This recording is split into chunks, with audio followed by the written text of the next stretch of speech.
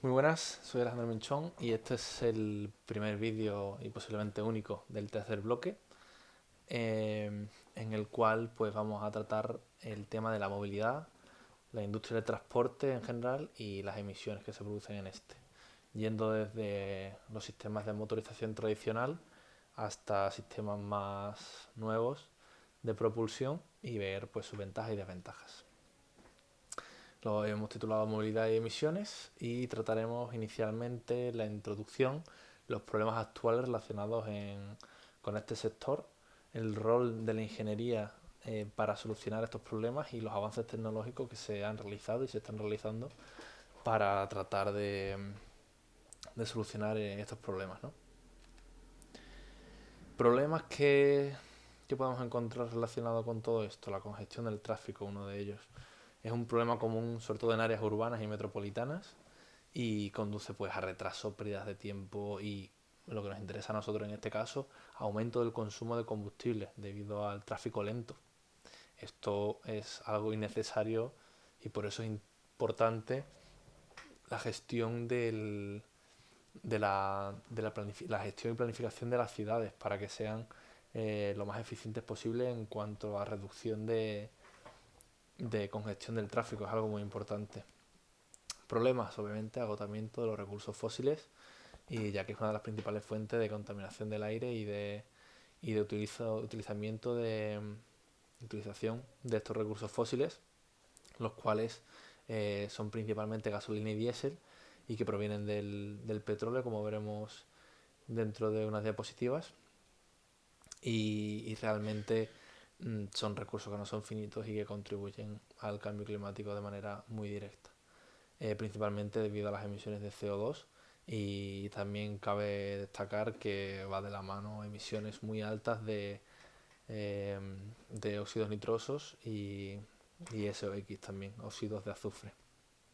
Por no hablar del monóxido de carbono, que a continuación también lo trataremos, pero son sustancias, algunas contaminantes y otras promotoras del efecto de gas, son gases de efecto invernadero. En cuanto a la contaminación del aire, un poco lo mismo. Aparte de lo que ya he comentado, también partículas finas en suspensión, las cuales no solo son perjudiciales eh, para los seres humanos, sino también para el resto de seres vivos que habitan cerca de las ciudades. Y como he comentado en el bloque anterior, la reducción del tamaño de estas partículas, gracias a las nuevas tecnologías, realmente nos han ayudado mucho porque son más peligrosas todavía para el sistema respiratorio de los seres humanos a partir de partículas menores de 2,5 micrómetros. Y, y el cambio climático, que obviamente ya lo hemos comentado muchísimo y sabemos que es un problema muy ligado a la emisión de estos gases y a la utilización de combustibles fósiles en este sector, lo cual es lo más común realmente. ¿Qué rol tienen los ingenieros? Pues solucionar estos problemas que he mencionado. ¿Y cómo? Pues mejorando en primer lugar la eficiencia de los vehículos que funcionan con motores de combustión interna. ¿Esto por qué?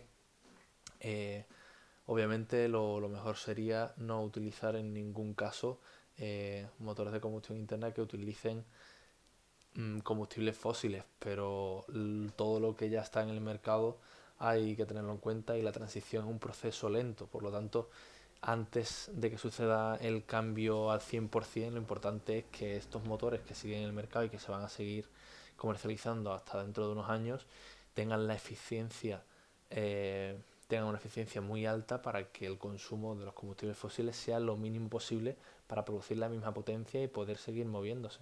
Que estos consumos sean lo menos posible también lo está intentando eh, obligar, entre comillas, las normativas y regulaciones vigentes que establecen a las compañías límites sobre las emisiones de CO2, de óxidos nitrosos y realmente de consumos de sus coches. Por lo tanto, todas las empresas y marcas de coches están obligadas a reducir de una manera u otra los efectos que tienen sobre el medio ambiente.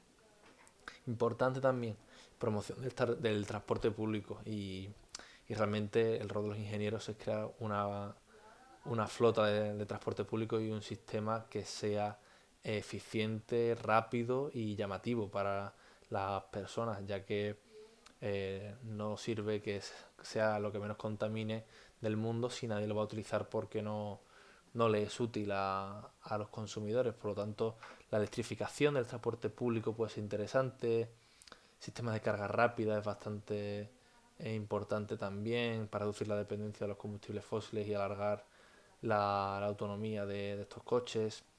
Y es verdad que en algunos casos autobuses, por ejemplo, eléctricos puede ser un poco limitante ya que te limita el kilometraje que puedes hacer de forma diaria, pero hay muchas soluciones también disponibles. El hidrógeno puede ser interesante, aunque no se aplica mucho. Bueno, hay muchas soluciones posibles y los ingenieros están trabajando muchísimo en ello. Todas las empresas de coches, y hay muchas, están trabajando en mejorar la eficiencia de los vehículos y en encontrar soluciones lo más sostenibles posibles, porque es interesante económicamente y porque les están obligando, no simplemente por placer. Y en cuanto al transporte público, pues hay muchas empresas que lo están haciendo y muchas empresas de autobuses que ya se están convirtiendo a empresas que funcionan simplemente con vehículos propulsados por electricidad y, y algunos con otros combustibles como pueden ser sintéticos o con hidrógeno incluso, cosa que trataremos más adelante. Esto de tener un sistema de transporte llamativo para el consumidor también va de la mano de tener una buena planificación y tener infraestructuras inteligentes. Los ingenieros tienen que hacer esto para promover esta movilidad eficiente y sostenible e incluye, por ejemplo, carriles para vehículos de alta ocupación, carriles exclusivos para bicicletas y para coches eléctricos, eh, sistemas de gestión del tráfico más autónomos, por así decirlo. Hay muchas formas de hacerlo y gracias a los avances tecnológicos se están consiguiendo grandes hitos, aunque es bastante difícil implementarlos en la realidad, ya que para probarlos tienes que realmente paralizar a, a sociedades y a ciudades por completo. Pero bueno, se está trabajando en ello y se está haciendo muchos avances. Por último también desarrollar tecnologías de propulsión sostenible, que va un poco de la mano de los puntos anteriores, ya que es realmente encontrar qué combinación de combustibles barras fuentes de energía es la más sostenible. Esto depende mucho de que le preguntes, incluso la Unión Europea en los últimos años está cambiando de opinión constantemente. En un punto parece que quieren que toda la flota de vehículos sea eléctrica, pero después dan un paso atrás y dicen que aceptan biocombustibles. Eh, no se ponen de acuerdo algunos países, Alemania e Italia apuestan por los biocombustibles, el resto por la electricidad. Yo realmente pienso, y mi opinión obviamente supongo que vale menos que la de las altas diligencias de estos países y de la Unión Europea, que hay que encontrar un equilibrio. Eh, pues no vamos a tener una, un sistema eléctrico de carga suficientemente bueno como para poder aguantar todos los millones de coches de toda la Unión Europea, por ejemplo, en este caso, cargados a la vez durante la noche, que soy consciente de que hay algunas medidas que se están tomando para solucionar este problema y incluso al final de este capítulo de este bloque vamos a mencionarlas. Pero bueno, es verdad que el rol de los ingenieros que estoy comentando ahora, eh, al ser un rol tan importante, está siendo, mmm, ¿cómo decirlo?, restringido un poco su papel por las normativas y la toma de decisiones políticas, ya que no se están tomando, yo creo, decisiones eh, con todo el rigor científico e ingenieril posible. Entonces, bueno, es algo bastante más difícil que simplemente encontrar la mejor tecnología que contamine menos. Porque hay que tener en cuenta que el sector transporte es un sector muy tradicional también, que lleva mucho recorrido por detrás y que los cambios se tienen que aplicar más de forma más pausada de lo que la legislación y los políticos quieren, la verdad. Es algo bastante difícil. Por lo tanto, esta motorización tradicional a la que me estoy refiriendo, que principalmente se basa en motores de encendido provocado, es decir, de gasolina, y motores de encendido por compresión, que son más conocidos como motores diésel, son lo que vamos a estudiar en esta parte del bloque. Vamos a hacer una pequeña introducción sobre qué es una máquina térmica realmente, qué es un motor térmico, Y vamos a mencionar algunos ejemplos de motores de combustión externa e interna, el motor Stirling que mencioné en el bloque 2 cuando hablamos de los colectores solares parabólicos, si habéis visto el vídeo anterior. Eh, Vamos a retomarlo aquí para explicarlo como ejemplo de motor de combustión externa.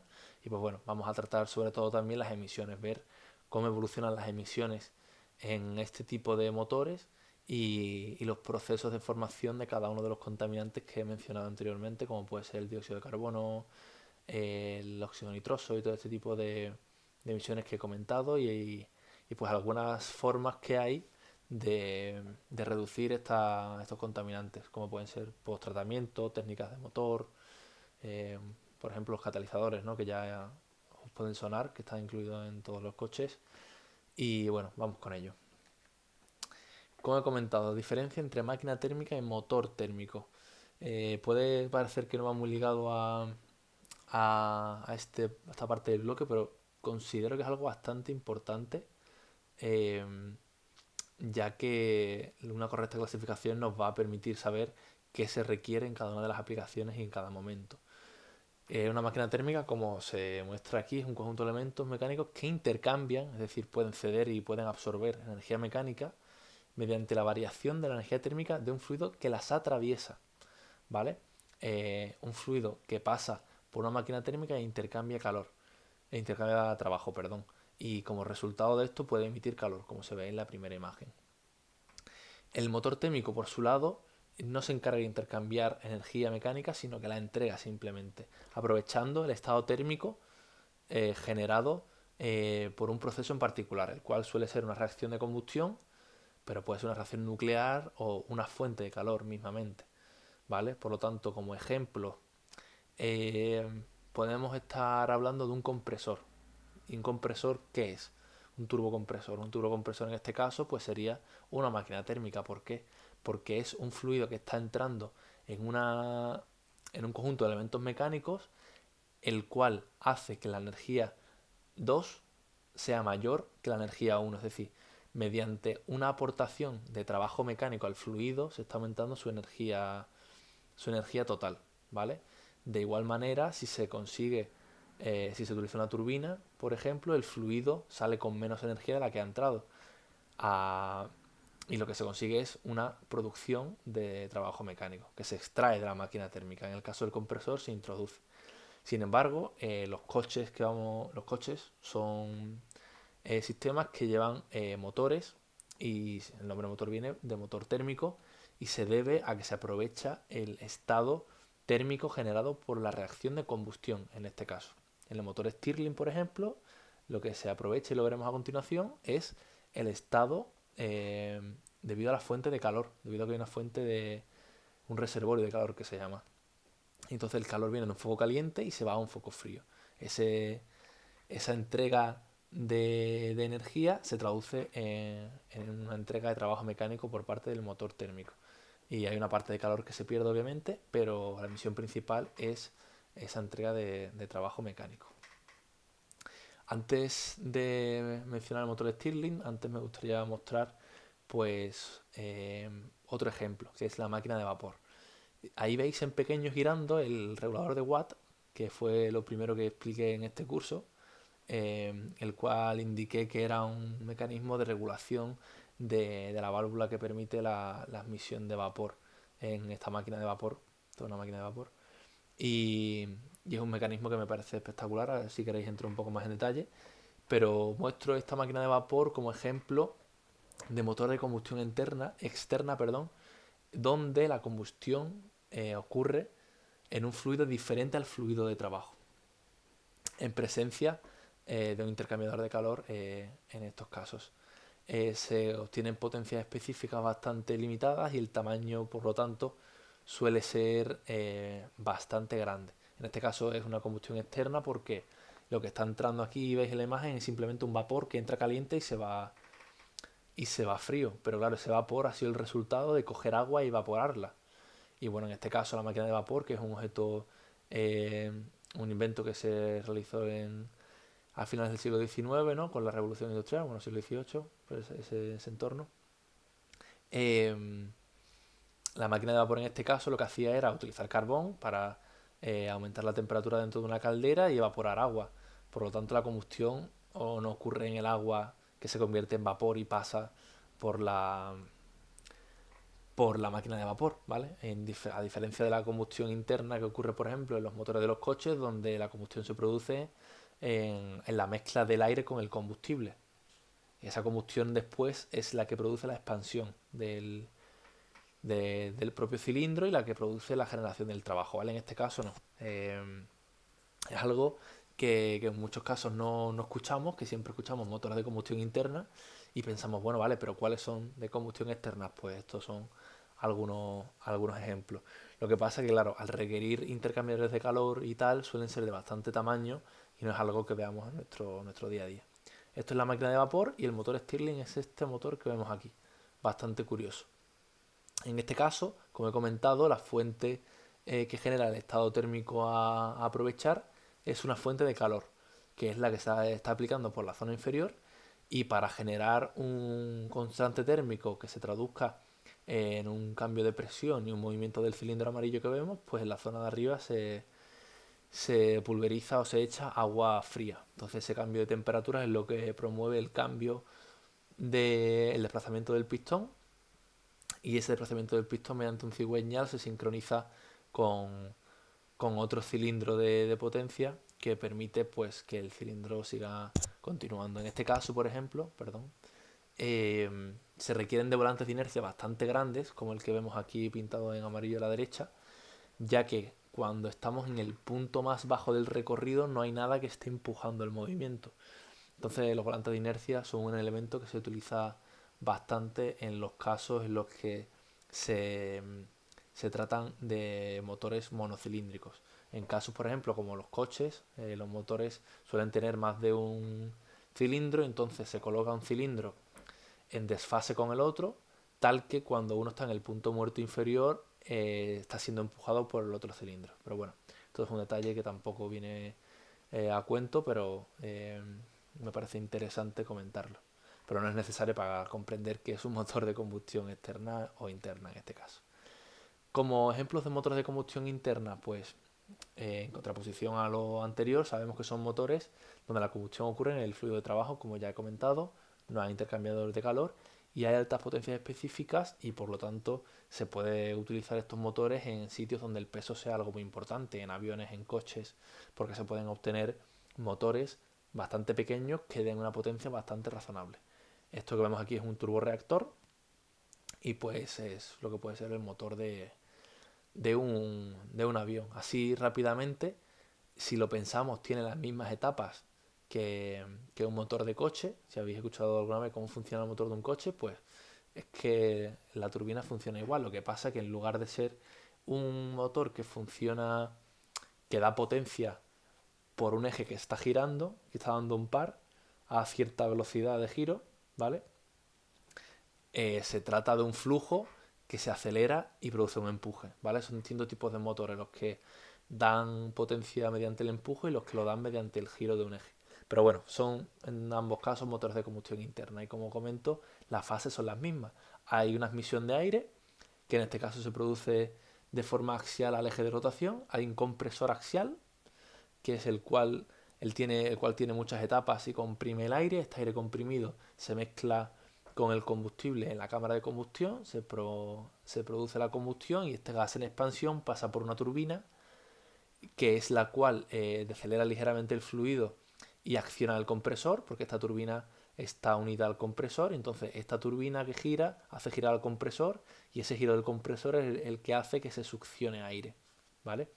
Y cuando esos gases a gran velocidad salen de la turbina, se produce una aceleración del fluido que genera el empuje gracias a ese cono de escape que tenemos aquí, esa tobera.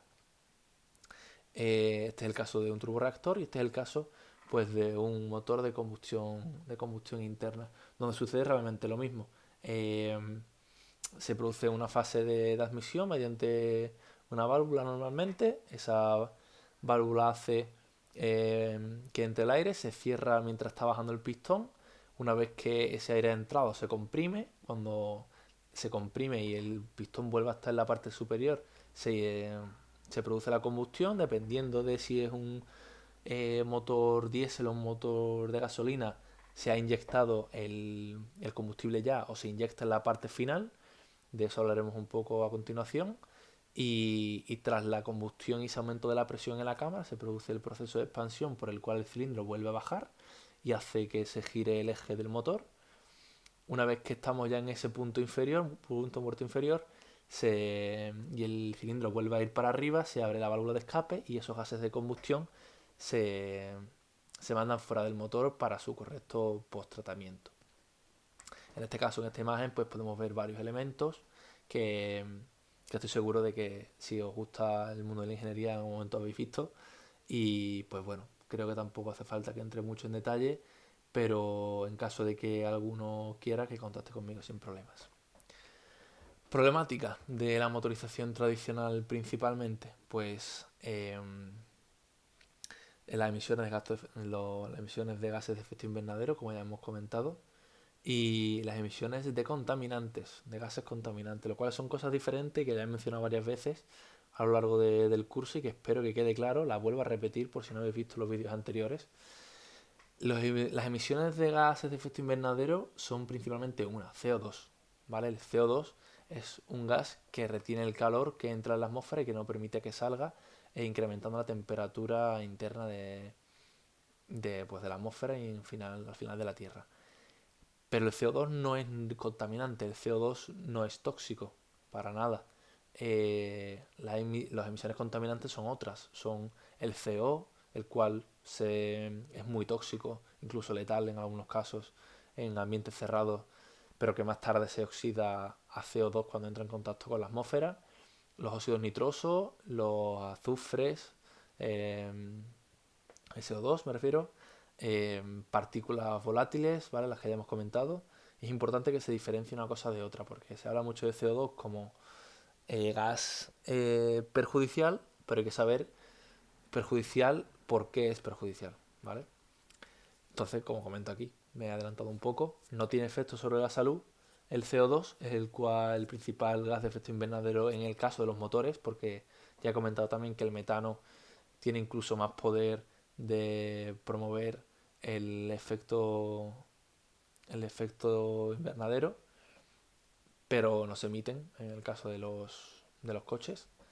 Y, y bueno, en este caso los resultados que hay pues dentro del calentamiento global son cosas que ya tenemos conocido, y el efecto invernadero pues estoy seguro que todos lo conocéis, pero se basa en que la radiación solar incide en la Tierra absorbe el calor, lo emite, y los gases de efecto invernadero no permiten que esa emisión de calor se vaya fuera de la Tierra, sino que lo atrapan y aumenta la temperatura.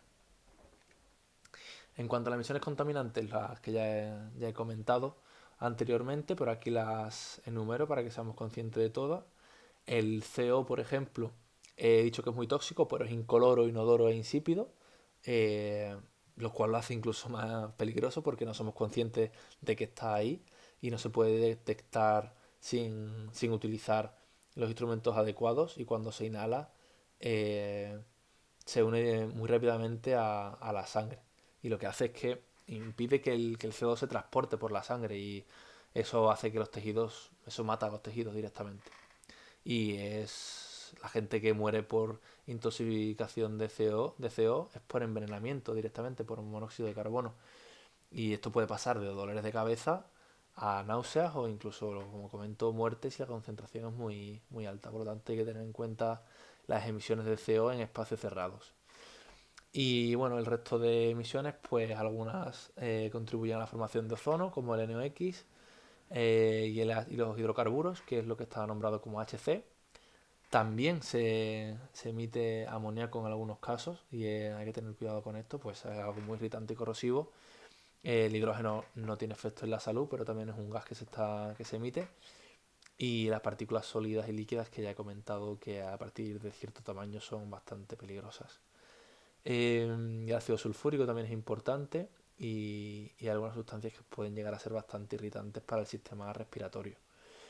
Hay dos clasificaciones: contaminantes primarios y secundarios. Los primarios son los que salen directamente del proceso de combustión, Y los contaminantes secundarios son los contaminantes que surgen debido a la interacción de estos contaminantes primarios eh, con la atmósfera realmente.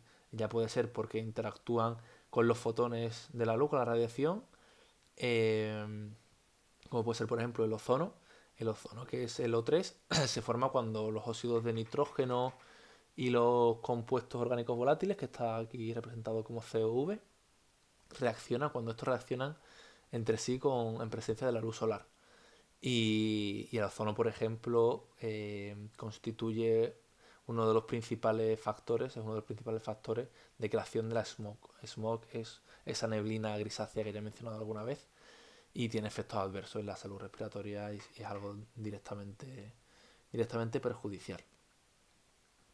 Eh, Estos contaminantes primarios son resultados del proceso de combustión, como comento, y dependen de si la combustión se ha realizado de forma correcta o no. El CO, por ejemplo, se emite cuando la combustión ha sido incompleta y hay que tener cuidado con todo esto. Otros, como puede ser el NO2, por ejemplo, pues se forma a partir de la oxidación del NO, al igual que el CO2 se forma a partir del CO. El NO2 en este caso sí que puede causar problemas respiratorios y también contribuye a la formación de ozono, como ya he comentado. Entonces, hay algunos conceptos que creo que son importantes tener en cuenta antes de empezar con explicaciones de cómo se forman cada uno de los contaminantes y, y el dosado se refiere a la proporción de aire y combustible que se mezcla eh, al introducirse en la cámara de combustión del motor, ¿vale? Esto que vemos aquí, esa F, es el parámetro que representa el dosado y MF punto es el caudal másico de, de combustible, la F de fuel en inglés, y el M punto A es el caudal másico de, de aire, que es la variación realmente de la masa que entra de aire con el tiempo.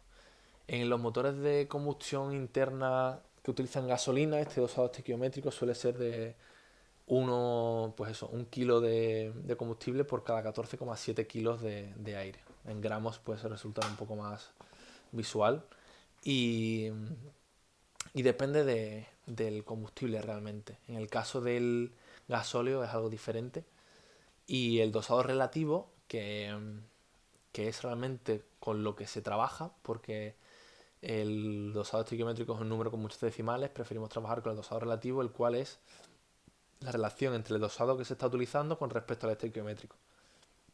Por lo tanto, si el dosado relativo es mayor que 1, es que estamos metiendo más combustible del que se metería en el caso de combustión estequiométrica, ¿vale? Y la combustión estequiométrica, que no lo he comentado, pero lo he dado por sabido, es esa combustión en la cual se está introduciendo todo el oxígeno necesario para reaccionar con todo el combustible.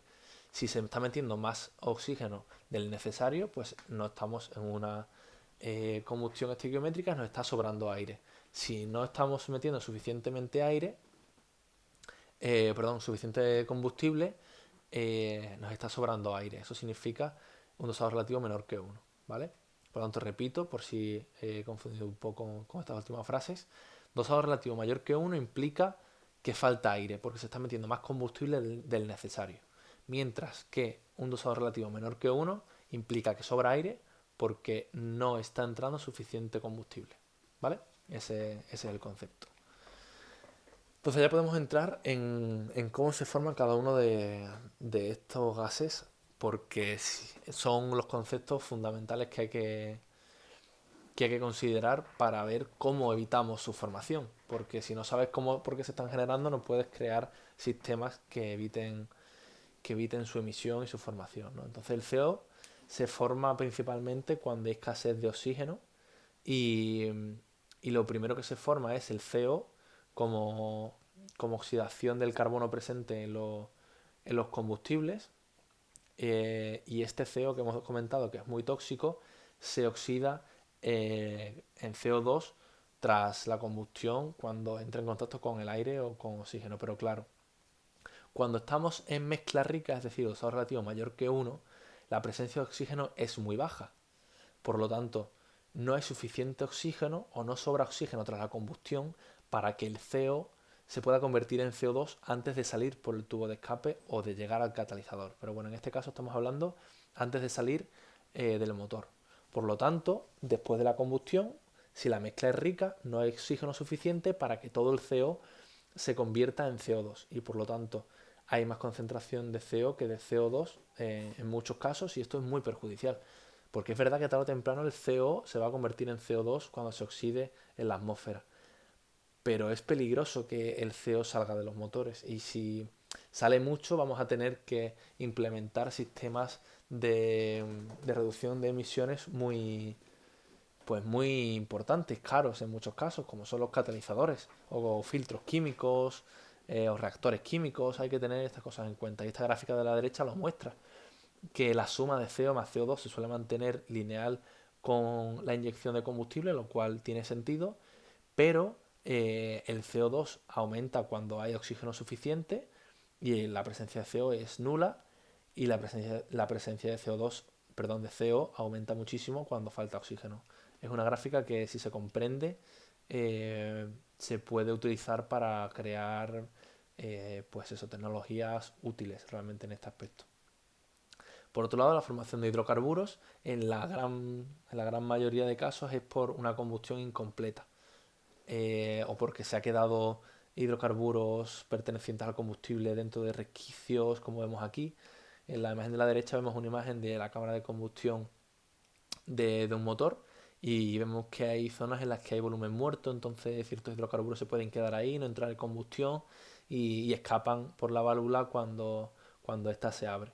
Entonces hay que tener cuidado también cuando no se produce una combustión completa, es decir, se apaga la combustión y eso se debe a que la llama, el frente de llama que se ve en esa imagen, no llega realmente a todas las zonas. Y entonces hay zonas muy pobres y zonas que sí que han entrado en combustión. Esto es algo a tener bastante en cuenta y los hidrocarburos es algo que queremos evitar emitir en todo caso. Por otro lado, los óxidos de nitrógeno, los óxidos nitrosos, se forman debido a varias cosas. Por un lado, al NOx inmediato, que es el NOx que se forma por la oxidación del nitrógeno presente en el propio combustible, pero esto es un poco, es un poco ya poco frecuente, ya que la concentración de nitrógeno es bastante reducida. Hay otro NOx que no se muestra aquí, que es el NOx térmico, por así decirlo. Bueno, no es térmico, es el NOx relacionado con el aire que, que se oxida directamente, pero es muy bajo. Ese es muy bajo y cuando se oxida directamente a NO2. Y en el caso de motores de combustión interna de gasolina es bastante poco. En diésel, en motores diésel sí que se utiliza bastante más, sin que surgen bastante más, pero no suele ser en el caso de gasolina.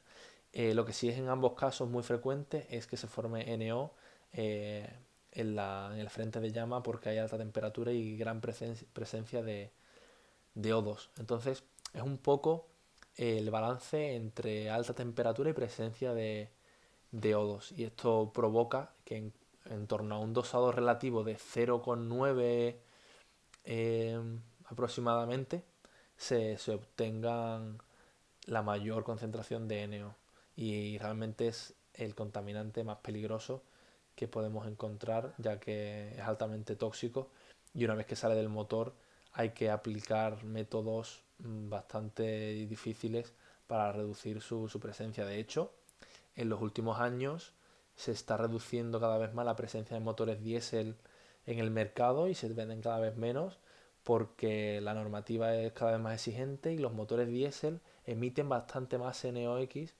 que, que los motores de gasolina y tiene una fácil explicación. Los motores de gasolina con respecto a los de diésel trabajan con una relación de compresión menor, bueno, no una relación de compresión sino a presiones más bajas. En general la presión que está en la cámara es bastante más baja, por lo tanto al tener una presión bastante más baja la temperatura máxima es bastante menor. Al ser la temperatura bastante menor la formación de NOx es menor porque como hemos comentado la formación de NOx se debe a la presencia de alta temperatura y oxígeno. Y a esto se le suma a que en motores de gasolina se utiliza un catalizador que veremos más adelante, que se denomina de 3 vías, debido al cual se debe trabajar siempre con dosado estequiométrico, es decir, no sobra oxígeno. Sin embargo, en los motores diésel sí que se trabaja con exceso de aire. Por lo tanto, estás trabajando en los motores diésel a mucha temperatura porque tienes mucha presión y en presencia de mucho oxígeno. Las emisiones de NOx son brutales y por eso se utilizan unos catalizadores que son muy caros y muy complejos. Esto incrementa el precio e incrementa también el tamaño. Por lo tanto, estos sistemas salen rentables en el caso de camiones, por ejemplo, donde se pueden introducir sistemas bastante grandes. Eh, si no, en algunos casos hay que hacer algunas técnicas para reducir el espacio utilizado y una de estas es, por ejemplo, el uso de AdBlue, el cual es una sustancia que, que es como una forma de no llevar amoníaco en el coche, por así decirlo, ya que lo que hace el AdBlue una vez que se implementa su uso dentro del coche es utilizar esa urea, que es realmente lo que es el AdBlue, se le añade agua, al añadir agua se crea amoníaco y ese amoníaco es el que se utiliza para reducir las emisiones de NOx. En el caso, por ejemplo, de barcos, los barcos sí que pueden llevar amoníaco como tal físicamente porque pueden realizar una gestión bastante más segura de él, pero en un coche es un poco problemático, por eso se utiliza AdBlue y seguro que alguno de vosotros o vuestros padres o en algún caso habéis visto ese tapón azul al lado del tanque de combustible cuando vas a la gasolinera y cada 10.000 kilómetros creo que es, tienes que ir renovándolo y eso cada vez se ve menos porque los sistemas de post-tratamiento en motores diésel son bastante complicados, sinceramente, debido a las duras normativas que se están aplicando. Perdonad que me haya liado porque esto creo que se explica más tarde, pero creo que venía también un poco al caso. Importante que el NO, igual que se produce a alta temperatura, se destruye rápidamente cuando se enfrían los gases. Entonces, en el caso de tener expansiones muy rápidas, se enfrían más rápido los gases y se producen menos NOx. Por ejemplo, tú en la fase de expansión, la fase de expansión es la que va después de la de combustión, ¿vale? Y tú la combustión la utilizas para aumentar la presión dentro de la cámara. Si tú retrasas la combustión, es decir, haces que la combustión se produzca lo más arriba posible, que el pistón esté lo más arriba posible, la temperatura la presión que se alcanza es menor, porque hay como un poco de retraso y la presión es menor, entonces la temperatura es menor y lo que hace la combustión al producirse tan tarde es, entre comillas, empujar al cilindro hacia abajo.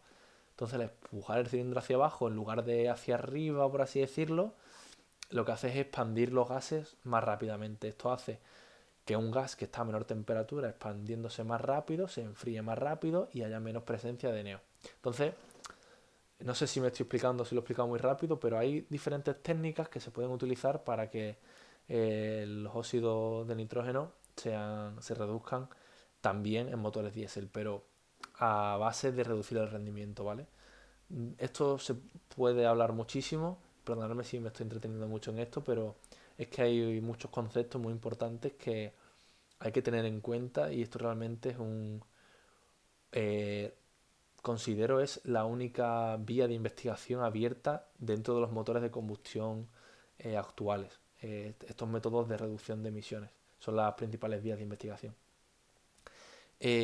Otras emisiones contaminantes que se forman son el hollín y se producen por la deshidrogenización de, de hidrocarburos a alta temperatura, a altísima temperatura, por lo tanto, por lo que ya he comentado anteriormente, en motores diésel se produce más porque se alcanzan mayores temperaturas.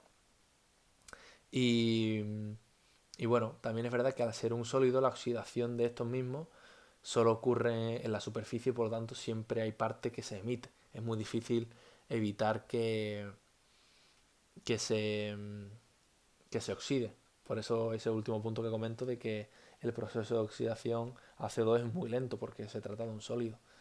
Y esta es la gráfica que muestra la evolución de todas las em, estos gases contaminantes en un motor de encendido provocado. Esto es un motor de gasolina.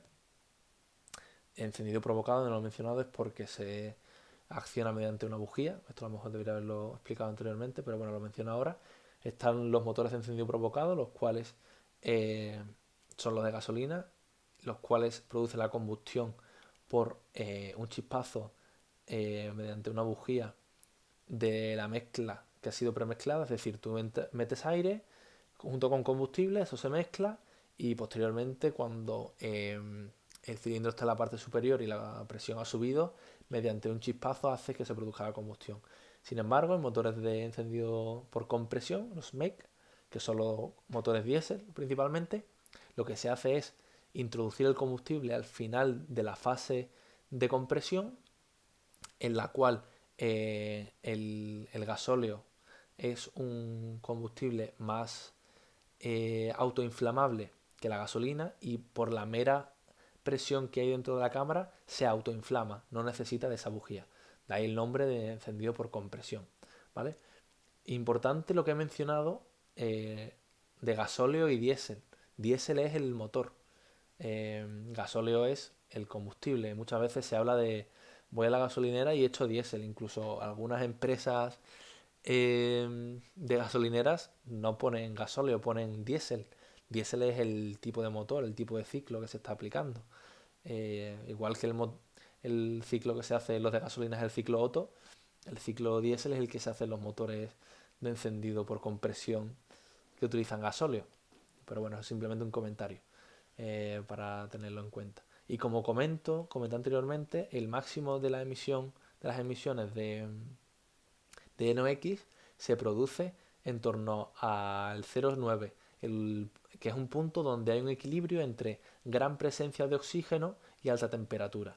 Porque el máximo de temperatura dentro del motor creo que se da en torno a 1,1 o 1,2 de dosado relativo, pero en ese caso no hay apenas oxígeno, entonces las emisiones de NOx son muy reducidas porque no se puede producir la oxidación, ¿vale? Hay que encontrar ese equilibrio y por eso suele caer en torno a 0,9. Y en el punto más a la izquierda, que vemos el límite de inflamabilidad pobre, es el límite al partir del cual la combustión no se da correctamente y la llama se apaga. Entonces, si la llama se apaga, no se está produciendo la combustión de los hidrocarburos que están dentro del combustible. Y esos hidrocarburos, como vemos ahí, emitidos, aumentan muchísimo. Eso es súper peligroso y hay que tenerlo en cuenta.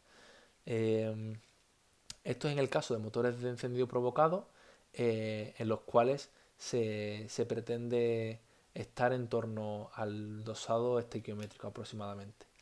Y como he comentado anteriormente, en los motores de encendido por compresión, los motores diésel, siempre se trabaja a dosados relativos menores de 0,9, es decir, con mucha presencia de oxígeno. Esto se debe a que para dosados medios relativamente altos, las emisiones de hollín son muy grandes. Entonces, es algo que se quiere evitar y la mejor forma de evitarlo es minimizando el dosado relativo, reduciéndolo en este caso. Y bueno, hay que encontrar un equilibrio entre la potencia que queremos obtener y la emisión de partículas. En este caso es prácticamente proporcional o constante el aumento de las emisiones con el aumento de la potencia y por eso se muestra en el eje inferior también la potencia. Y bueno, podemos pasar hacia adelante para ver las tecnologías de motor que se pueden aplicar para reducir algunos de estos contaminantes en ambas tecnologías, tanto en las de encendido provocado como las de encendido por compresión. En ambos se puede modificar la forma de la cámara de combustión, principalmente para reducir las emisiones de hidrocarburos y de hollín o de partículas en el caso de los motores diésel que vemos a la derecha. En motores de encendido provocado se utilizan mezclas pobres para reducir la emisión de CO. Esto se hace porque se produce una autoinflamación controlada, lo cual es un poco raro porque se suele evitar esta autoinflamación dentro de los motores de gasolina y por eso se utiliza gasolina y no gasóleo. El gasóleo autoinflama rápidamente y es algo que no queremos en los motores de combustión mediante gasolina, ya que se producen detonaciones si el El combustible es muy autoinflamable y esto hace que la combustión no sea completa, se emitan más hidrocarburos, pero si lo estamos haciendo de forma controlada, mediante ciertas técnicas, se puede realizar de manera correcta. O en lugar de que toda la cámara esté a un dosador relativo cercano a uno, lo que puedes hacer es estratificación de la mezcla, que hay una zona donde tú pones el chispazo que sea que tenga dosador relativo muy cercano a uno y que la combustión sea muy buena y que esa combustión sea tan buena que después se expanda al resto de la cámara donde el dosador relativo es bastante menor que uno. Entonces se emite una cantidad pues respetable de contaminantes en la primera fase, pero en la segunda no. Pues hay una concentración de oxígeno mayor de la que suele haber en motores de gasolina. Pero bueno, tampoco quiero entrar mucho en detalle en esto porque es un mundo completo. Después, en cuanto a recirculación de gases, EGR, se puede aplicar tanto en motores de encendido provocado como de encendido por compresión, diésel y gasolina. Y principalmente tienen el objetivo de reducir la formación de NO, ¿vale? ¿Cómo lo hacen? Recircular gases implica que cuando escapan por la válvula de escape, no todo se sale del motor, sino que hay parte que se va a la válvula de admisión, ¿vale? Y se mezcla con el aire que está entrando. ¿Y esto para qué sirve? Pues los gases de combustión, los gases de escape, son gases inertes, es decir, que no van a absorber calor, no van a absorber tanto calor como el aire que está entrando. Por lo tanto, la temperatura que va a haber en la cámara, si está reintroduciendo esos gases inertes, eh, va a ser menor. Si la temperatura es menor, hay menos producción de NO, ¿vale? Entonces, la temperatura la está reduciendo. ¿Y qué está reduciendo también? La presencia de oxígeno. Porque si estás metiendo gases de combustión, donde la presencia de oxígeno es bastante reducida en lugar de aire, la concentración global de oxígeno se está reduciendo. Por lo tanto, menos oxígeno y menos temperatura, menos producción de NO. Eso es así y se suele hacer en muchos motores, realmente. Como comenté anteriormente, hay distintos sistemas de posttratamiento y realmente, por ir al grano, los más utilizados en el caso de motores de gasolina son los de 3 vías, los cuales no es que tengan 3 vías, sino que hacen 3 cosas a la vez. Y esas 3 cosas a la vez, pues es reducir las emisiones de tanto hidrocarburos, CO como NO. Los catalizadores de oxidación solo son capaces de ayudar a reducir las de CO, pues permiten que en presencia de oxígeno se aumente la oxidación de CO a CO2 y los de reducción hacen lo contrario, que que las emisiones de NO se reduzcan a nitrógeno molecular, N2. Sin embargo, los catalizadores de 3 vías hacen ambas cosas y por lo tanto se suele trabajar en torno al dosador relativo igual a 1, como vemos en la imagen de la derecha, pues es el punto donde la eficiencia y el rendimiento de la conversión es bastante bueno para todas estas emisiones. Si nos fuésemos a dosadores relativos más bajos, seríamos capaces de reducir la, las emisiones de CO, pero no las de NO. Por lo tanto, se llega a este equilibrio utilizando dosador relativo igual a 1. Aparte de catalizadores, que realmente son dispositivos que permiten reducir, acelerar las reacciones químicas, y no es que se esté gastando un material, sino que pones el material y simplemente por la presencia de ese material las reacciones van más rápido. Y estos materiales suelen ser materiales caros, platino, paladio, rodio, son materiales relativamente premium, por así decirlo. Pero son muy interesantes, la verdad, su funcionamiento. Porque simplemente por estar ahí aceleran la reacción sin consumirse de esa manera. Vamos a decirlo así. Después tenemos también reactores químicos, reactores térmicos, filtros físicos, que son filtros de partículas como tal, filtros químicos, hay muchas formas de hacerlo. El SCR, por ejemplo, es eso que he comentado anteriormente del AdBlue, esa introducción de amoníaco de alguna manera u otra. En los casos de los motores de los barcos es directamente con amoníaco, en el caso de los coches es con AdBlue o con otra sustancia equivalente. y, y es un sistema que se utiliza en todos los coches. En todos los coches. Si vas al taller y te tienen que analizar eh, el sistema, el catalizador, vas a tener un SCR lo más seguro. En cuanto al futuro, el futuro de la motorización tradicional, ¿la que está sujeto? Pues está sujeto a, a lo que diga la normativa. Realmente es que no se esperan nuevas ideas rompedoras ni disruptivas en los sistemas de post-tratamiento ni de combustión, mucho menos.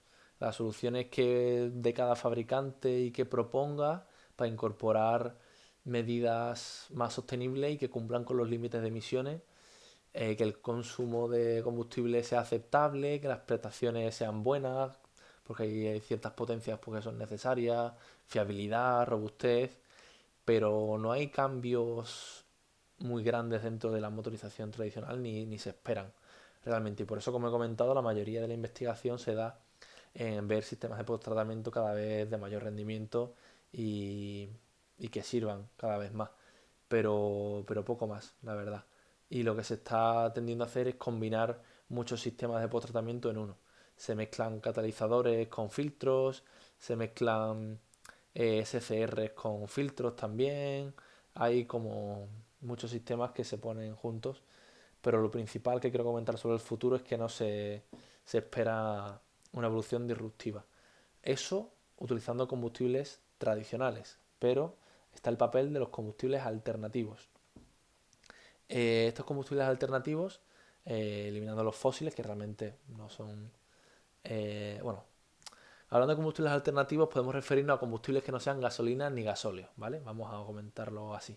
Entonces sí que hay otros combustibles que son de origen fósil y que se pueden utilizar, por ejemplo, el gas natural, eh, que en cierto modo me parece bastante gracioso porque hay muchos sitios donde los autobuses presumen de estar utilizando gas natural, GLP a lo mejor, no es gasolina, no es gasóleo, pero que es un combustible fósil igualmente. No estamos utilizando biocombustibles, ni mucho menos, o combustibles sintéticos. Pero bueno, eso es un comentario personal. Vamos a entrar un poco ya en detalle con esto y tenemos aquí una tabla en la cual pues podemos ver qué tipo de combustibles se pueden obtener, de qué recursos y qué origen tienen esos recursos, ¿vale?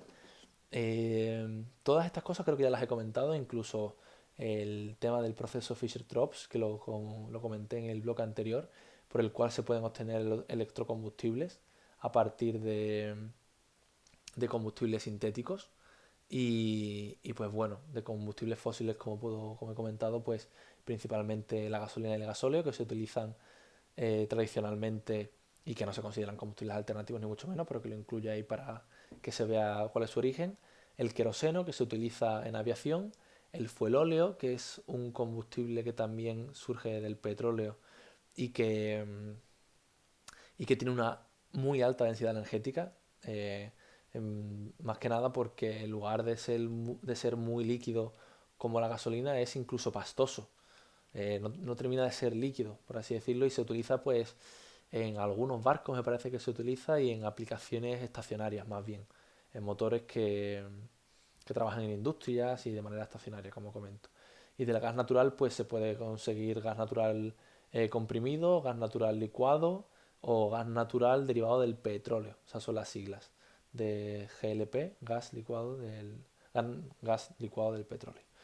Eh, en cuanto a de origen orgánico, pues se pueden obtener mediante la conversión de la biomasa, como he comentado en el bloque anterior, y se pueden obtener pues bioalcoholes, biocarburantes en general, y su origen pues son aceites vegetales y, y es una forma que se está empezando a usar bastante. Lo que pasa es que el precio de estos biocarburantes no termina de ser competitivo con, con los combustibles tradicionales. Eso es así.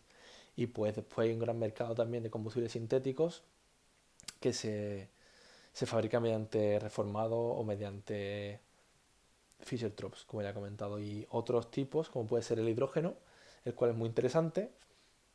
Y hay muchas maneras de obtener el hidrógeno, de hacerlo por reformado y por otros y por otros métodos, pero la forma más verde de obtenerla es mediante electrólisis. Los combustibles que he comentado anteriormente de fuelóleo, queroseno, todo eso se obtienen en las refinerías a la vez que se obtiene la gasolina y el gasóleo mediante la destilación del petróleo.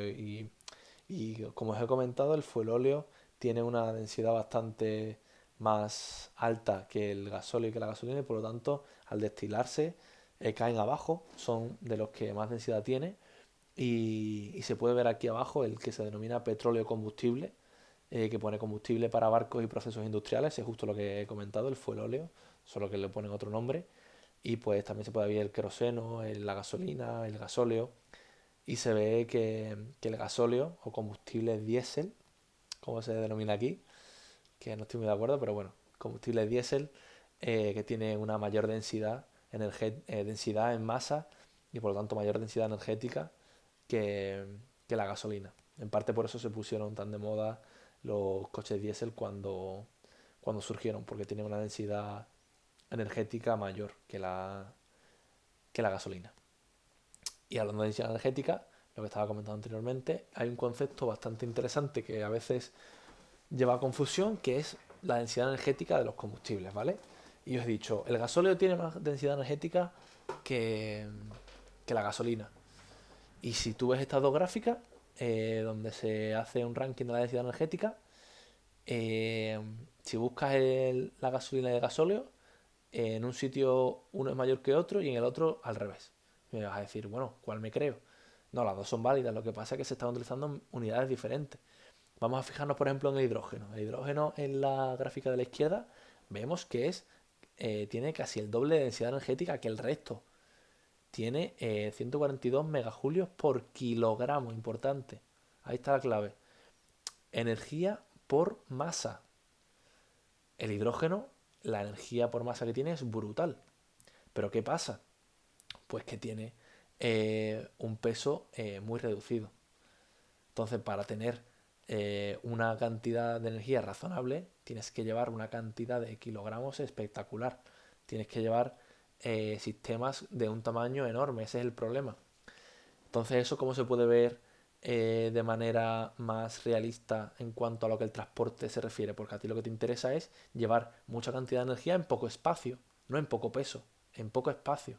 Es verdad que en el caso de aviones, por ejemplo, pues es importante que el peso sea reducido, pero eh, el espacio es casi más importante en muchos casos, ¿no?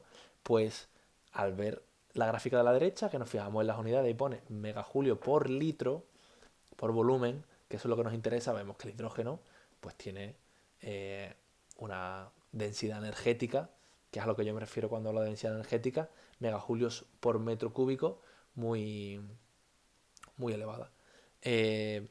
Es cierto que he jugado un poco aquí, la densidad energética se suele referir directamente a la gráfica de la derecha. La gráfica de la izquierda, pues dependiendo de lo que estamos tratando, si son combustibles derivados del petróleo, se suele utilizar poder calorífico, que es la energía que puedes extraer del combustible, por lo tanto se sobreentiende que el poder calorífico se utiliza con kilogramos y no obviamente con volumen. Pero bueno, que no os sorprenda que pongáis densidad energética y os salga la gráfica de la izquierda, ¿vale? De hecho es que creo que sale esa cuando lo pones. Así que tened cuidado con esto y sed crítico con lo que veis. Y el tema de las unidades, cuando lo comenté al principio como concepto básico, es porque es importante tenerlo en cuenta y más de un error se ha dado porque las unidades no son correctas en la realización de algunos proyectos. Y bueno, así como un poco resumen de la creación, de cómo se forman los combustibles alternativos, tenemos aquí un esquema que dejo que veáis vosotros si os parece, en el cual pues se explica un poco los procesos que llevan a la creación del biogás, de biocombustibles sintéticos, pero en general más o menos lo hemos comentado por encima, sinceramente. Por lo tanto, eso. Lo dejo aquí un segundo por si queréis verlo.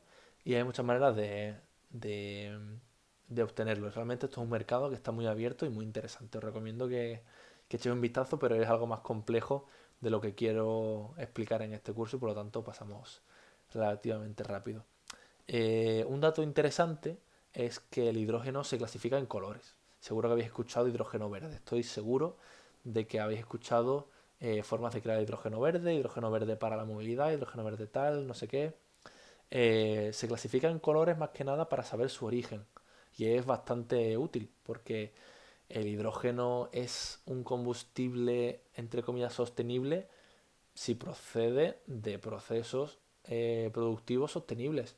La electrolisis, por ejemplo, puede serlo, como vemos ahí abajo. Si proviene del biogás o de la gasificación de la biomasa obtenida de manera sostenible, pues sí, obtiene emisiones nulas. Pero si estamos obteniendo CO2, perdón, H2 debido a un proceso de gasificación posterior a la quema de carbón, no estamos tratando con un hidrógeno sostenible. Y en ese caso se llama hidrógeno negro. Hidrógeno negro, hidrógeno marrón, hidrógeno gris si viene del gas natural, amarillo si viene de la electrolisis como tal, rosa si viene de la energía nuclear, para saber un poco el origen. Y la verdad que es útil para clasificar realmente el hidrógeno que nos está llegando y que estamos introduciendo en nuestro proceso productivo, porque es que es muy importante el origen. Esto es algo que estoy intentando que deje claro en este curso. No es solo la utilización de los combustibles, sino su origen y su disposición final. Ya lo he mencionado muchas veces. Por lo tanto, el hidrógeno tiene ventajas y desventajas y durante los últimos años se está mencionando muchísimo como que es el combustible del futuro, que es la solución para todos los problemas que estamos teniendo en la actualidad, que la electricidad no sirve para nada, que el hidrógeno es lo que se debe invertir. Bueno, tiene ventajas y desventajas como todo. Las ventajas, pues que tiene una alta energía por unidad de masa, lo que he comentado, que tiene poco peso. Problema, que tiene mucho tamaño. Tiene una baja densidad energética, lo que comenté anteriormente y que pongo aquí a la derecha, y que por lo tanto se requiere en gran volumen ocupado o altas presiones de almacenamiento. Pero es que vuelvo atrás para mostraros que incluso con 700 bares, como se ve aquí abajo a la derecha, la energía que se contiene es muy baja. Y 700 bares es 700 veces aproximadamente la presión ambiental, lo cual es una locura. Los tanques que tienen que soportar esta presión tienen que estar hechos en muchos casos de fibra de carbono y de materiales avanzados. No es nada sencillo realizar esos tanques. Por lo tanto, hay que tenerlo en cuenta y una desventaja clara. Eso es así. Eso de hecho lo comento aquí, tanques de almacenamiento de materiales adecuados. Eh, las emisiones de NOx en algunos casos se puede producir en la combustión del hidrógeno si la temperatura es suficientemente alta. Es algo que hay que tener en cuenta. Pero bueno, las ventajas del hidrógeno también podemos confirmar que el resto de emisiones es prácticamente nula y que tiene una alta seguridad ante fugas porque tiene una flotabilidad muy alta debido a su alta densidad. En cuanto haya una fuga, el, el combustible, el H2, se va a evacuar rápidamente hacia la atmósfera y no va a haber ningún problema. Además, el H2 no es malo para el sistema respiratorio, ni es contaminante, ni tóxico, ni irrita el sistema respiratorio. Por lo tanto, en ese sentido no hay problemas. De hecho, tiene una alta difusividad la llama que se produce en su combustión y eso es un punto a favor, la volatilidad de este combustible, sin duda.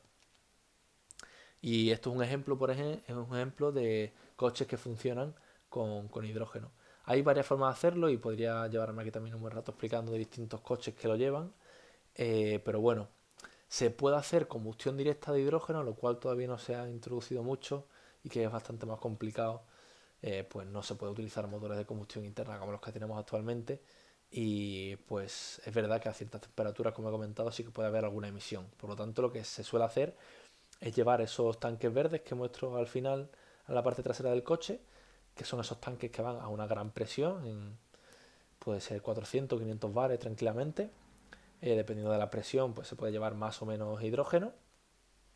Y ese hidrógeno pasa por una celda de hidrógeno que se llama, que mediante reacciones pues permite que se transforme ese hidrógeno en electricidad, produciendo como residuo agua. Y literalmente puedes ver que los coches que funcionan con hidrógeno, como puede ser el Toyota Mirai, el cual es un proyecto muy interesante que os animo a que miréis, el coche mea, el coche echa agua, es su desecho principal. Por lo tanto es algo interesante realmente y un desecho que no tiene ningún impacto ambiental, obviamente. Y pues bueno, estos son las partes del motor que aparte de ese sistema de conversión de hidrógeno a energía eléctrica, el resto se puede considerar que es un motor eléctrico, ya que tienes un convertidor, un inversor, un motor de tracción eléctrico, una batería auxiliar, nada, nada especial realmente con respecto a un coche eléctrico. Y bueno, hablando de coches eléctricos, simplemente vengo también a comentaros un poco el funcionamiento de este tipo de coches por encima, hablaros de los tipos de baterías que hay y, y también un poco de los motores que se suelen utilizar, pero algo por encima. Realmente es algo bastante interesante, pero que tampoco quiero entrar muy en detalle porque si no esto se alargaría muchísimo y lo que quiero es que tengáis una idea y activar un poco esa curiosidad para que vosotros mismos busquéis la información que más os guste acerca de esto. La electricidad se puede implementar en los coches de distintas maneras. Podemos tener vehículos híbridos, como el que tenemos a la izquierda, en el cual hay un motor de combustión, es ese elemento que está arriba, que en inglés es Internal Combustion Engine, ese IC que se ve arriba, y pues puede funcionar de distintas maneras. Puede funcionar en paralelo con el motor eléctrico, pueden funcionar en serie, pueden funcionar de forma separada, que el eléctrico funcione cuando vayas a poca velocidad y el de combustión cuando vayas a más velocidad, que muchas maneras, ¿vale? Hay muchos tipos de coches y muchas siglas de muchos coches. Hay también algunos tipos de coches en los que hay un motor de combustión, pero es un motor de combustión que lo que hace es suministrar electricidad a la batería y la batería es la que mueve un motor eléctrico, entonces se está moviendo con un motor eléctrico, pero la energía proviene de combustibles fósiles. En algunos casos los coches pueden ser predominantemente eléctricos que se carguen y tener un pequeño motor, un motor como de seguridad, por así decirlo, un backup engine que se llama, que solo entra en funcionamiento si te quedas tirado con el coche, con el motor eléctrico. Hay muchas formas de hacerlo y cada vez surgen nuevas formas, cada día casi, nuevos tipos de coches eléctricos y de range extenders que se llama, en el caso de que haya un motor de combustión ayudando al motor eléctrico. Eh, pero bueno, es bastante curioso y en este caso solo estoy mostrando en el caso de la izquierda un motor híbrido en el cual hay un motor eléctrico que se nutre del motor de gasolina, como vemos hay una flecha que va directamente del motor de gasolina a la batería y, y en el caso de motores de coches híbridos enchufables, además de ese suministro del motor a la batería, se puede enchufar para cargar esa batería eh, desde la red eléctrica directamente. Y por último en la derecha pues tenemos coches que funcionan solo con batería y la denominación pues BEV, que viene de Battery Electric Vehicle. Y bueno, en cuanto a las baterías que se utilizan, hay muchos tipos. De verdad que se puede entrar muy en detalle y hay muchas cosas que tener en cuenta. En primer punto, las celdas de la batería, ya que la batería está compuesta por celdas, eh, que son estos elementos que os muestro aquí a la izquierda y que estas celdas tienen muchos distintos tipos de formas y es lo que se muestra aquí. Forma cilíndrica, forma prismática, en forma como de lámina, en forma de carcasa dura. Hay muchas formas y cada celda tiene un ánodo, que es el electrodo positivo, y un cátodo, el electrodo negativo, y una sustancia líquida, que es un electrolito, el cual es un conductor iónico que permite la conducción de esos iones que produce la, pues esa diferencia de potencial. Y cuando tienes una diferencia de potencial entre las celdas y las juntas unas entre otras, pues puedes jugar con el voltaje que quieres y la intensidad que quieres, ¿vale? Eso lo explicaré más adelante eh, con un ejemplo sobre un proyecto que realicé el año pasado y donde creo que se puede ver bastante bien. Y bueno, después tenemos el proceso de carga de estas baterías, que es el proceso por el cual se suministra la energía y cuando el conductor presiona el pedal del acelerador, pues esa electricidad se envía de la batería al motor eléctrico pasando por el inversor, ya que los motores suelen ser de corriente alterna y la batería suministra la energía en forma de corriente continua. Esto es importante. Los inversores son también un elemento muy importante dentro de los coches eléctricos. Y bueno, en la celda de la batería durante la descarga, pues estos electrones fluyen eh, desde el ánodo hasta el cátodo proporcionando esta energía eléctrica. La, la, la fase de generación de energía en el motor, por así decirlo, es decir, cuando el coche está traccionando, por así decirlo, la energía eléctrica se convierte en energía mecánica mediante los motores eléctricos, ¿vale? Y los motores eléctricos pueden ser de una gran variedad pueden tener muchísima naturaleza, pueden tener imanes, no tener imanes, ser síncronos, asíncronos, hay muchísimas clasificaciones y mencionaré algunas en las siguientes diapositivas. Y para el proceso de carga, es decir, la recarga de la batería, el vehículo debe estar en reposo o en fase de frenado, esto es importante, ya que no lo he comentado anteriormente, pero tanto los híbridos como los vehículos eléctricos permiten que en lugar de utilizar los frenos mecánicos de los coches, de las pinzas de freno, en lugar de utilizar las pinzas de freno para eh, disipar la energía mecánica en calor, que es lo que hacen principalmente, pues lo que se hace es que el motor eléctrico sea el que frene las ruedas girando en sentido contrario, y al girar en sentido contrario, en lugar de ser un motor, lo que hace es generar energía eléctrica, entonces la batería se recarga. Esto es una de las tecnologías más importantes dentro de los coches híbridos y de los eléctricos, pues dependiendo de tu forma de conducción puedes tener una autonomía mucho mayor. E incluso algunas marcas de coche lo que hacen es, eh, para facilitar esta labor al conductor, que cuando levante el pie del acelerador, el coche frena drásticamente, dependiendo de la velocidad también. Pero frena mucho para regenerar energía. Y eso es algo que en los coches eléctricos de pues mayor gama puedes tú tocar. Puedes decir qué porcentaje de retención quieres que tenga el motor. Y literalmente puedes llevar una conducción single pedal, que se llama. Es decir, que conduzcas solo con un pedal. Tú aceleras y al poner la retención de forma muy alta, pues en la mayoría de casos donde no requieras una frenada de emergencia, el coche va a frenar por ti y va a regenerar toda la energía posible. Eso es muy beneficioso, pero tienes que tener también en cuenta que, que tiene que ser seguro. No puedes dejar que el coche frene en todos los casos por ti.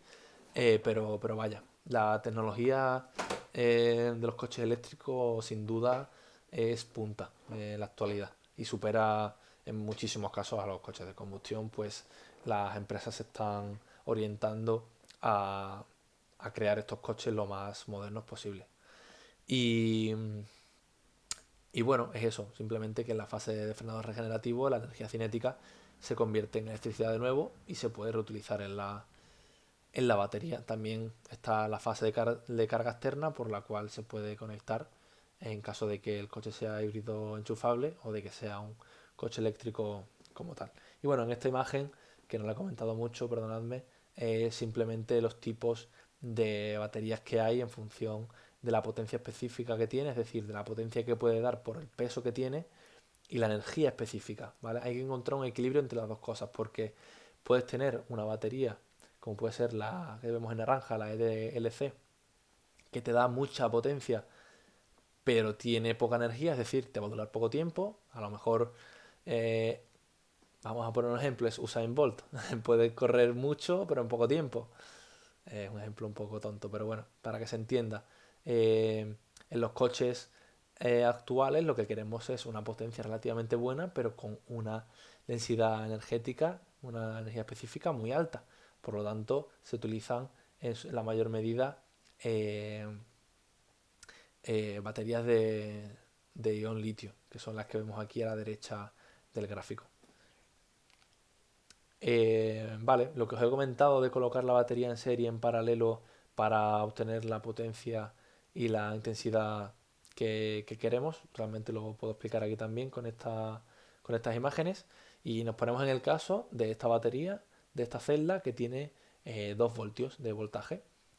Si ponemos 6 en serie, pues tendríamos 12 voltios. ¿Qué intensidad tendríamos? Pues la misma que pasa por una única celda. Esto es circuito básico, pero básicamente, por si alguno no he visto esto nunca. Si tú colocas varias baterías en serie, la que se suma es el voltaje y la intensidad es la misma, y cuando las pones en paralelo, el voltaje entre líneas del paralelo es el mismo y lo que está incrementando es la intensidad. Por lo tanto, en este último punto que tenemos, mantenemos los 12 voltios del caso intermedio que os muestro con 6 pilas, con 6 celdas, y lo que se ha multiplicado por 3 es la capacidad y la corriente. La potencia que podemos suministrar es el voltaje por la intensidad. Entonces, dependiendo de cómo estemos colocando este tipo de, de celdas, pues podemos obtener una cosa u otra. En algunos casos, las celdas son celdas únicas con mucho voltaje, por lo tanto colocas pocas en paralelo y muchas en serie, pero en la mayoría de casos tienen poco voltaje y hay muchísimas más en serie que en paralelo, ¿vale? Pero esto después tienes que colocarlo de la forma más compacta posible, entonces tienes que jugar un poco con la estructura en la que lo pones. Y se suele hacer, como muestro en la imagen de abajo, a partir de las celdas se hacen módulos y estos módulos se pueden interconectar entre sí, que por ejemplo en la imagen que muestro es una batería con 22 módulos como el de la izquierda. Y cada módulo contiene 4 celdas. Pues son cosas así que se hacen más que nada para reducir el espacio que ocupan estas baterías, lo cual es un problema en el caso de querer una autonomía relativamente grande. Eso es así. Y bueno, por comentar un poco el mercado de los motores que más se utilizan, tampoco quiero entrar muchísimo en detalle porque esto es un mundo muy grande. Podría haber asignaturas completas de esto y de hecho alguna he tenido donde se ha explicado esto muy en detalle y creo que ahora mismo no hay tiempo para ello. Simplemente quiero que tengáis las ideas de qué tipo de motores hay y perdonadme que esté en inglés, pero simplemente voy a comentarlo por encima. En la izquierda tenemos los conmutadores, que son motores que tienen escobillas, ¿vale? Son un elemento eh, que, por así decirlo, se encarga de que se vaya invirtiendo el sentido del voltaje, ¿vale? Sin poner imágenes es un poco difícil, pero bueno, vamos a dejarlo en que son un elemento que permite que el motor siga girando en el mismo sentido, ¿vale? Porque si no fuese así, el motor revertiría su sentido al llegar a ciertos puntos. Vamos a dejarlo en ese punto, ¿vale? Y estos son unos elementos que realmente parecen unas escobillas, son unas partes metálicas que entran en contacto con, con partes metálicas del motor y eso realmente produce chispas y rozamiento, lo cual son sinónimos de pérdidas. Por lo tanto, ya no se utilizan muchísimo debido al mantenimiento de estas escobillas, ya que tienen peores características que otras tecnologías. Por lo tanto, ya se ha dejado un poco de lado porque en la mayoría de aplicaciones se pueden utilizar otras tecnologías mucho mejores. Sin embargo, esto se ha utilizado mucho en la antigüedad en trenes y en elevacargas, por ejemplo, en este tipo de tecnologías. Y la mayoría son de corriente directa, corriente continua, perdón, pero hay algunos de corriente alterna, pero que son suministrados con corriente continua y tienen un inversor dentro un poco raro. Son un poco especiales realmente, pero la mayoría de motores que tienen escobillas son de corriente continua. Después tenemos los que no tienen estas escobillas, como Tetroless, que son los de la derecha. Y tenemos dos grupos, los que son por inducción, que son soluciones seguras y robustas, y es una de las soluciones que se usan en la industria y porque tienen un buen compromiso entre eficiencia y prestaciones. Y se utilizan en industrias de modo estacionario, por así decirlo. Suelen ser el que podemos encontrar para mover cualquier tipo de maquinaria dentro de industrias y factorías, pero también se utilizan en trenes y en muchos casos en motores eléctricos también, de coches. Y por último, tenemos los que son síncronos, que son muy compactos y eficientes y podríamos entrar muy en detalle en qué significa síncrono, pero básicamente en los motores eléctricos tenemos un rotor y un stator. Eh, el stator es la parte del motor que está quieta y que transmite el movimiento al rotor mediante campos electromagnéticos.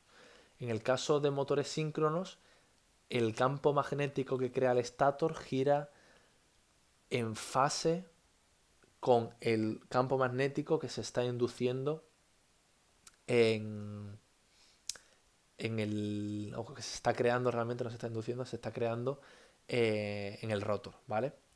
Pero bueno, repito, se puede entrar muy en detalle en esto y creo que no es objeto de este curso, pero para que tengáis la idea, los que son síncronos son muy compactos y muy eficientes, pero requieren de materiales más caros. Por lo tanto, en las industrias se suele utilizar o estos o los de inducción, dependiendo de la aplicación y de los beneficios de cada uno en cada aplicación. Estos son algunas imágenes de los tres que más se utilizan en la industria automotriz, en este caso, que son síncronos de reluctancia los de la izquierda, los cuales tienen un rotor que son de un material metálico a través del cual fluye el campo electromagnético y al fluir a través de este rotor metálico y se interacciona con, con las bobinas del estator de manera que siga girando, ¿vale? Son bastante curiosos y no pretendo que se entienda su funcionamiento porque no lo estoy explicando, pero dejo aquí imágenes por si alguno quiere profundizar más en ello. Los síncronos de imanes permanentes, que yo creo que puedo afirmar que es de los más usados realmente, y los de inducción, que son los que vemos a la derecha y que en las industrias son sin duda los más utilizados y que en algunos casos los que son de jaula de ardilla que se llaman, por si queréis quedaros con ese concepto, se suelen utilizar también bastante en motores de coches. Pero bueno, lo dejo aquí por si alguno quiere profundizar en la página que os dejo como fuente de oswos.com. Podéis encontrar información y estas imágenes para comprender su funcionamiento. Algo importante que hay que tener también en cuenta, de igual manera que se ha tenido en cuenta al, al tratar los conceptos de la biomasa, que hemos dicho que hay que tener en cuenta el origen de, de las materias primas. En el uso de la electricidad es igual, hay que tener muy en cuenta de dónde se está produciendo la electricidad. Y en estos gráficos se muestra en los impactos en el ecosistema, en la salud y en el cambio climático de, del, del origen de cada uno de los combustibles que se utilizan o de electricidad, ¿vale? En la primera gráfica que vemos arriba se nos muestra eh, las, el impacto que tiene, por así decirlo, en bueno, la cantidad de emisiones de gases de efecto invernadero de coches que utilizan en la primera columna vehículos eléctricos que han sido cargados con electricidad producida siguiendo el mix impuesto por la Unión Europea, el cual pues dice tanto de eólica, tanto de solar, tanto de hidráulica, es decir, un mix el cual es respetuoso con el medio ambiente. Y vemos que esa columna es la que menos impacto tiene. Por lo tanto, vemos que si el vehículo eléctrico ha sido cargado con electricidad producida de esta manera, súper bien. Estamos reduciendo el impacto de este coche en cuanto a emisiones de efecto invernadero se refiere. Sin embargo, en la segunda columna, si la electricidad con la que ha sido cargado el coche eléctrico eh, ha sido generada con carbón, ha sido quemando carbón, vemos que el impacto es bastante mayor que en el caso de motores de coches que funcionan con motores diésel o motores de gasolina, que son las dos columnas de la derecha. Esto es muy importante, hay que tenerlo muy en cuenta, hay que saber de dónde está viniendo la electricidad. Por ejemplo, soy consciente de que hay algunos países como Polonia, donde se tiene reservas de carbón grandísimas, incluso se están haciendo ahora mismo plantas térmicas, lo cual ya no se hace en casi ningún país de Europa, pero ahí se están haciendo y a lo mejor hay una persona polaca que se está comprando un coche eléctrico pensando que no está emitiendo nada y después se da cuenta de que la electricidad se está creando con carbón. Entonces, es algo que no suele pasar en los países europeos, pero que hay que tener en cuenta y ser consciente del ciclo de vida completo del coche y de la electricidad que te está llegando. Entiendo que puede ser un poco pesado el tener que estar atento a todo, pero es que es una realidad de que no todo es lo que parece. Así que espero que eso sea una lección que aprendamos de este curso. Y lo mismo pasa con los impactos en la toxicidad del humano. Eh, Hay muchísimo más impacto proveniente de los vehículos eléctricos si la electricidad no viene de fuente razonable. Entonces, es muy interesante esto. Os dejo aquí también que lo veáis y tenéis la leyenda en la que podéis consultar de dónde viene cada uno de los impactos. En los coches eléctricos, la parte de la batería es la que más impacto tiene y obviamente su uso apenas tiene impacto, pero es muy interesante, es muy interesante. Y pues bueno, esto es una gráfica también parecida en la cual podemos ver durante su funcionamiento pues las emisiones que hay en gramos de CO2 por kilómetro. Y pues aquí se muestra que en el caso de estar utilizando gasolina diésel, pues estamos en torno a 250 gramos de CO2 por el kilómetro y que cuando estamos utilizando vehículos eléctricos eh, que han sido cargados con electricidad producida por la normativa europea, que es esta columna que muestro que está en la zona intermedia, vemos que el impacto es muchísimo menor y que no se producen apenas emisiones y que en el caso de estar utilizando solo energía renovable, la mayoría de las emisiones son por la fabricación del coche y por la fabricación de la batería, ¿vale? Que eso es otra cosa, siempre va a haber algunas emisiones de carbono. Lo que queremos es después compensarla con sistemas de captura de CO2 en caso de que se pueda. Emisiones nulas es muy, muy, muy complejo. Sin embargo, aquí estamos mostrando el impacto que tiene en el caso de producirse, de utilizarse hidrógeno para la propulsión de estos coches y que el hidrógeno no sea producido de forma renovable.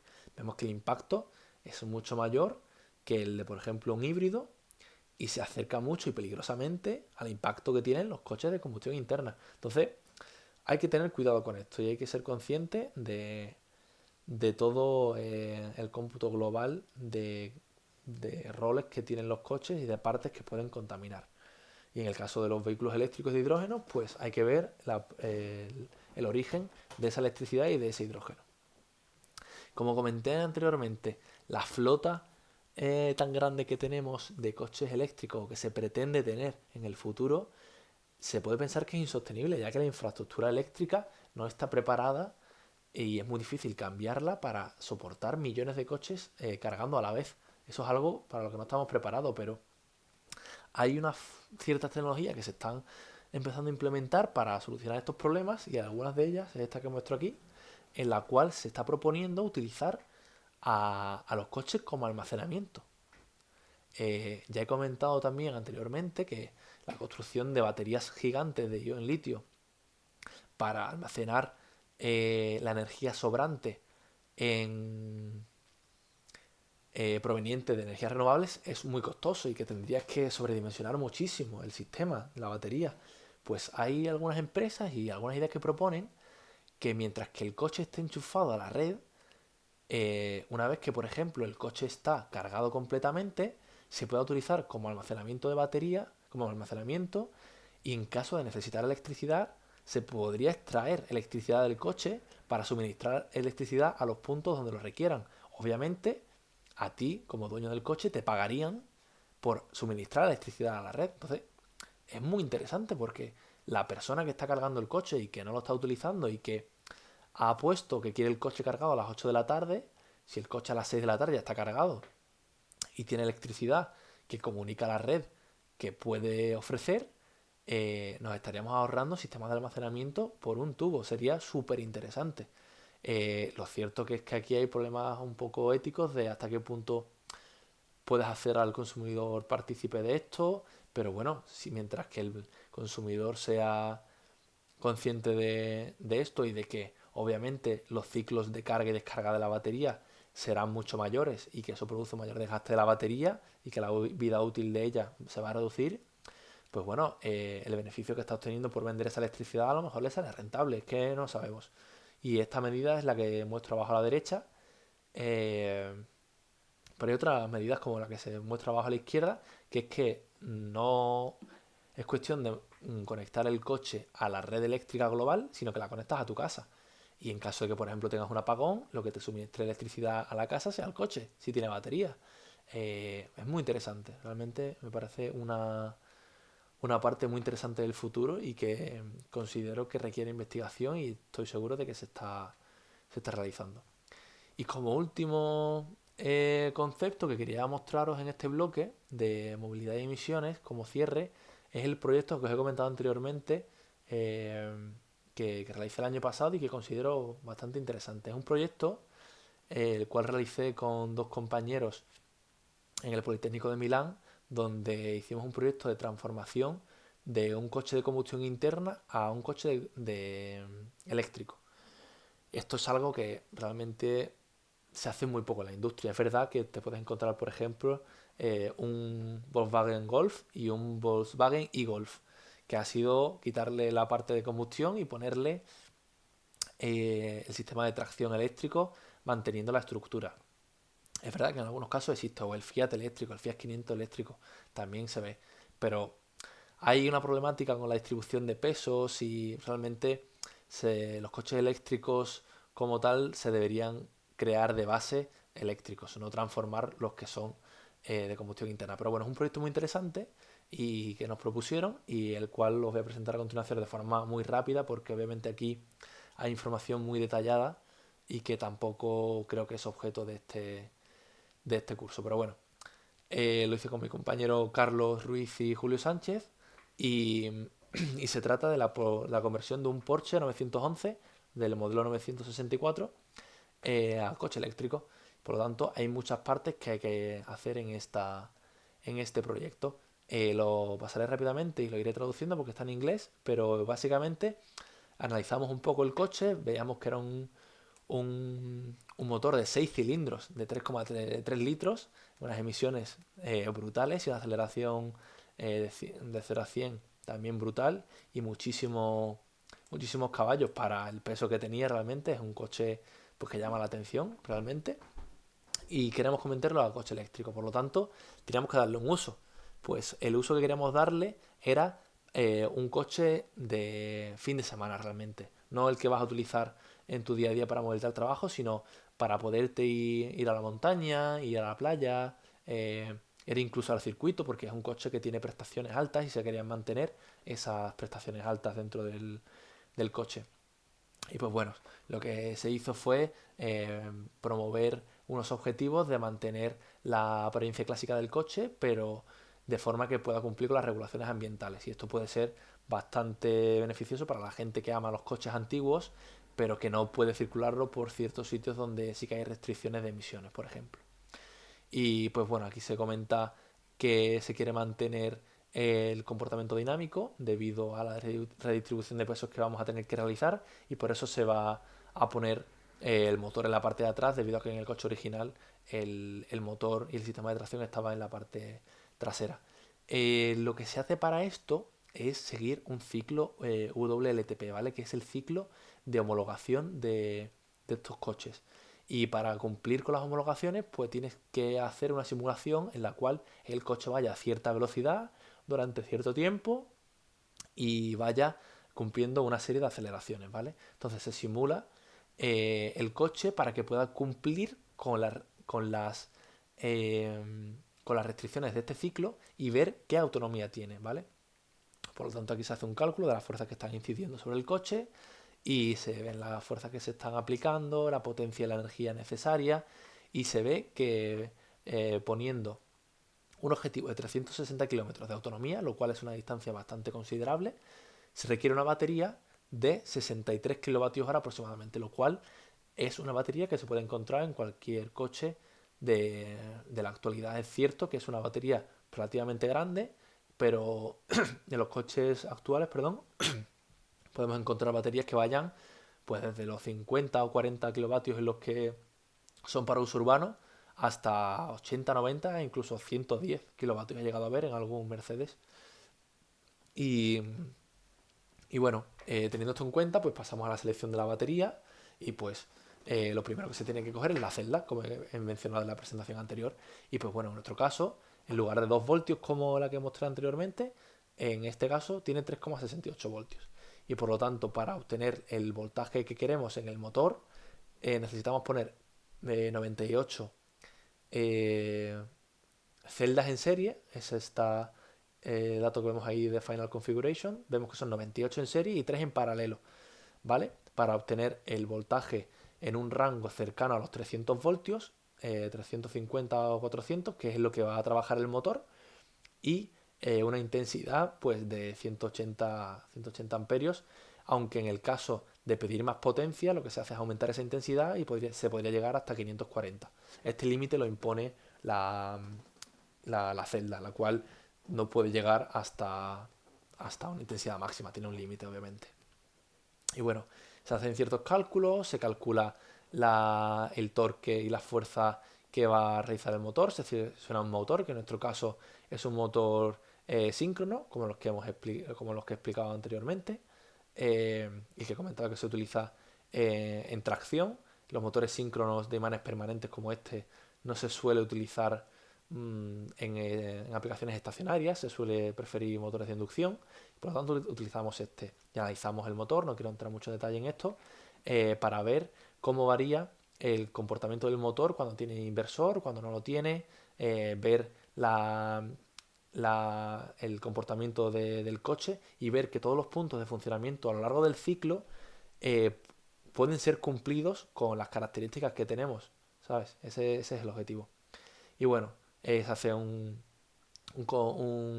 diseño del comportamiento térmico del motor para asegurar la seguridad del mismo, se selecciona un inversor, se incluye en el modelaje del sistema, se ponen unos sistemas auxiliares principalmente para la seguridad, para el suministro de energía eléctrica y para controlar la batería, y pues realizan un control heurístico para tener en cuenta los momentos en los que la batería está muy baja, entonces queremos introducir menos intensidad o menos voltaje y queremos jugar un poco para que todo dure como queremos. La temperatura es un elemento muy importante y que se tiene que controlar, y es la gráfica que vemos aquí abajo, donde se veía que al final del ciclo la temperatura subía bastante, pero se quedaba siempre dentro de los rangos permitidos. Y pues bueno, se realizó un ciclo de estrés en el cual se simuló un tramo por autovía desde Milán en este caso hasta una zona costera. Y bueno, esto es un tramo en el cual se pasaba por la autopista y se veía los requerimientos de velocidad y de potencia que había y cómo se descargaba la batería en este proceso. Se veía que el motor en algunos casos no podía llegar a lo que se requería, ya que estábamos exigiendo una potencia que debido al estado de la batería no se podía conseguir. Más o menos se puede decir de esta manera.